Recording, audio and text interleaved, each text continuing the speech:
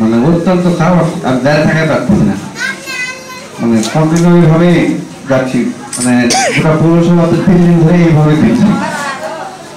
তো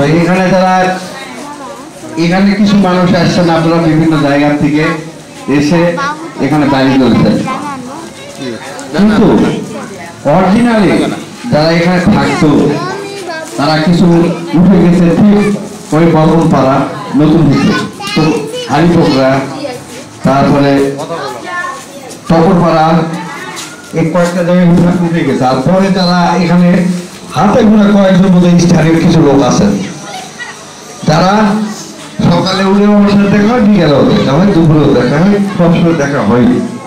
হয়তো আপনার মহিলা মানুষ যারা আছেন তারা আমাকে হয়তো ছিলেন না।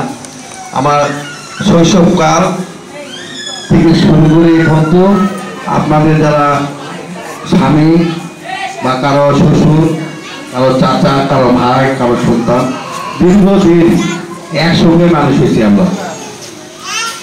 এর মধ্যে কিছু মানুষ যাদের চলে গেছে, এই অল্প কয়েকটা লোক ছিল, ওখানে 2-3টা বাড়ি ছিল। আস্তে আস্তে আস্তে আস্তে আস্তে এটা একটি মহল্লায় পরিণত হচ্ছে। সনাতন ধর্মের মানুষজন এই মহল্লা, ওই মহল্লা থেকে এই মহল্লাতে এখন বেশি থাকে, তাই না? ওই মহল্লার আমি 70টা ঘর দেখলাম, এখানে দেখতেছি 103টা।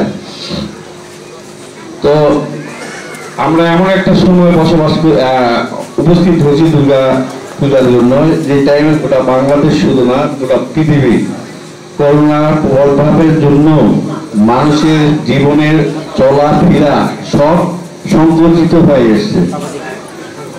ব্যবসা বাণিজ্য, দৈনন্দিন ইনকামের জায়গাগুলো ছোট হয়ে গেছে। আমি প্রত্যেক বছরই বয়স্ক যে চাষিরা আছেন তাদেরকে আমি, বা চাষারা আছে, আমি ছাড়ি নদী দিতাম। এবারে ব্যাপারটা হলো আলাদা, অনেকের বাড়ির ভাবই হচ্ছে না। তো সবাই আপনার এখানে আমার আত্মার আত্মীয়, তো বিগত 5 বছরের মতন প্রায় আমি থাকলাম। আমার চলার পথে যদি ভুল হয় আপনারা ক্ষমা সুন্দর দৃষ্টিতে দেখেন। আর সর্বোপরি আমি আপনাদের সন্তানের মতন, আল্লাহ যদি আমার বেঁচে রাখে, আমি ভোট করি না করি, পাস করি না করি, আপনারা যারা এই এলাকায় বসবাস করেন, আমার মৃত্যু আগের পর্যন্ত আপনাদের সাথে সহযোগিতা থাকবে। আপনাদের সহযোগিতা এখানে ভিড়েরা তো দৌড়ে থাকলো, ভিড়ে থাকে না? হ্যাঁ, ওইদিকে চলে গেছে ভাই। কয় ঘর যাচ্ছে চলে? ওখানে অনেকেই গেছে ভাই, অনেক নেই রে। আর এই চিটার মধ্যে বাড়ির ভিতরে কয়েক থাকবে।